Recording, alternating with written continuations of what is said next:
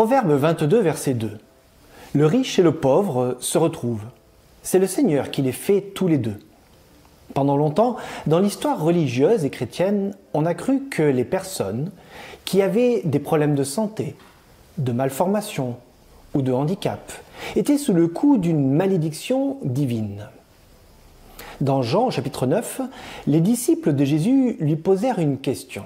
« Rabbi, qui a péché, lui ou ses parents, pour qu'il soit né aveugle ?» Jésus leur répondit de manière claire « Ce n'est pas lui ou ses parents, mais grâce à cela, les œuvres de Dieu pourront se manifester. » Aujourd'hui, il semble clair que cette fausse croyance a presque disparu. Il en subsiste une autre, tout aussi dangereuse, qui est de croire que la pauvreté serait le signe de la non-bénédiction divine. Cette théologie très répandue dans les milieux chrétiens de tendance évangélique, appelée théologie de la prospérité, sous-entend que les chrétiens aisés sont le signe de bénédiction spirituelle.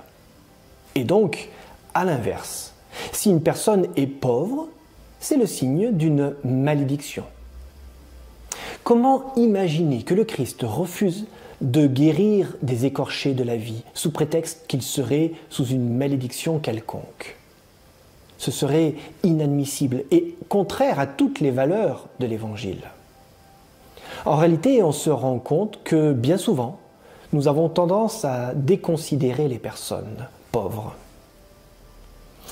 Il a fait n'importe quoi avec son argent. Il gère mal. Pourquoi je devrais prendre sur mes biens pour aider quelqu'un qui ne fait aucun effort? Il m'est arrivé d'entendre des membres se poser des questions sur la légitimité de l'action d'Adra en faveur d'immigrés. Parfois même d'entendre « ils n'ont qu'à rester chez eux ». Ces paroles sont intolérables. Le psaume 82, verset 3 de cette semaine nous rappelle que notre mission est de faire droit aux faibles, à l'orphelin. Notre mission est de créer de la justice pour les pauvres et déshérités. La question de cette semaine est une question importante, car elle dépasse un positionnement théologique. Elle nous confronte à notre humanité.